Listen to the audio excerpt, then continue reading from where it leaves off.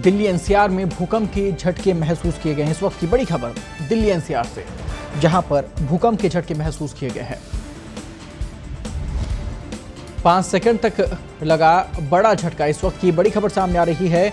Delhi NCR में भूकंप के झटके महसूस किए गए हैं। 5 सेकंड तक इस भूकंप का असर जो है वो देखने को मिला है। राजधानी जयपुर में भी भूकंप के झटके महसूस किए गए हैं। तो इस वक्त की बड़ी खबर दिल्ली एनसीआर से, भूकंप के झटके महसूस हुए दिल्ली एनसीआर में और लगभग 5 सेकंड का जो असर था वो काफ़ी ज़्यादा उस समय का माना जा रहा है, जिसका प्रकोप उस समय सबसे ज़्यादा था। नोएडा, गाजियाबाद में भी भूकंप के झटके महसूस हुए हैं। तो इस वक्त की बड़ी खबर सामने आ रही है दिल्ली एनसीआर से।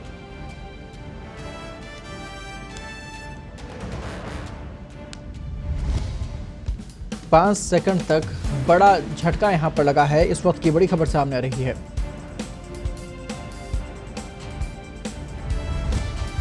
राजधानी जयपुर में भी महसूस हुए हैं भूकंप के झटके।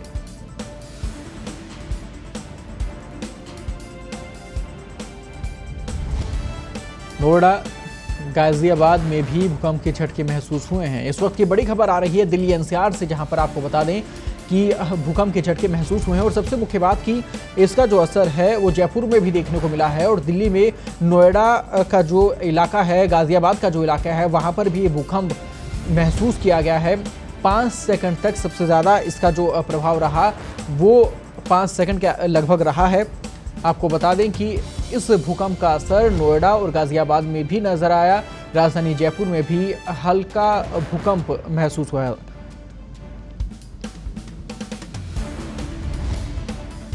तो नोएडा और गाजियाबाद में भी भूकंप के झटके महसूस किए गए हैं। तो इस वक्त की बड़ी खबर सामने आ रही है दिल्ली एनसीआर से।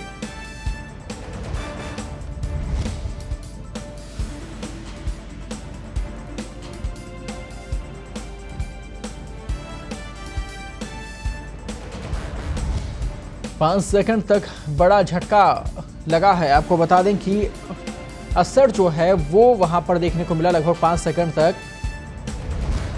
राजधानी जयपुर में भी महसूस हुए हैं भूकंप के झटके। इस वक्त की बड़ी खबर सामने आ रही है दिल्ली एनसीआर और राजधानी जयपुर में भूकंप के झटके महसूस हुए हैं। नोएडा, गाजियाबाद में भी ये भूकंप के झटके महसूस किए गए।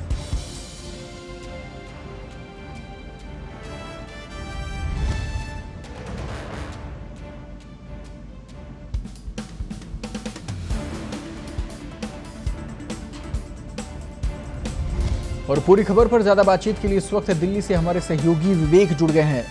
विवेक, किस किस एरिया में भूकंप आया है, क्या कुछ इसकी तीव्रता रही?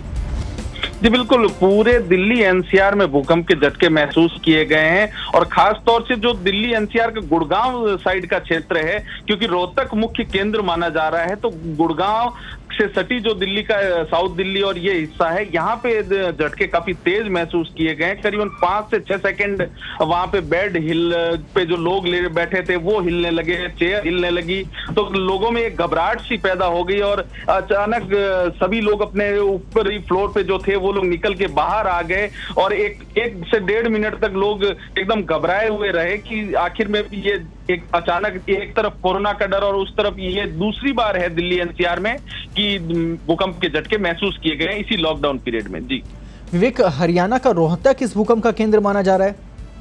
जी बिल्कुल, जो जानकारी सामने आई है, रोहतक केंद्र माना जा रहा है और जो भूकंप की तीव्रता है वो भी काफी ज्यादा है। 4.6 रिएक्टर स्केल पे ये मापी गई है और जो हरियाणा के सटा हुआ दिल्ली क्षेत्र है या गुड़गांव है या रोहतक है, यहाँ पे काफी तेज झटके महसूस हुए हैं। हालांकि अभी तक कोई नुकसान की खबर नहीं आई है और लोग अभी भी भयभीत हैं। कई लोग अभी भी घरों में नहीं जा पा रहे हैं क्योंकि उन्हें भय है कि कहीं वापस कुछ मिनटों बाद एक और झटका न आ जाए। जी विवेक, दर्शकों तक आप जानकारी पहुंचाना चाहें तो किस तीव्रता के बाद में ज्यादा वो नुकसानदायक भूकंप हो जाता है जिससे ज्यादा क्षति हो सकती है?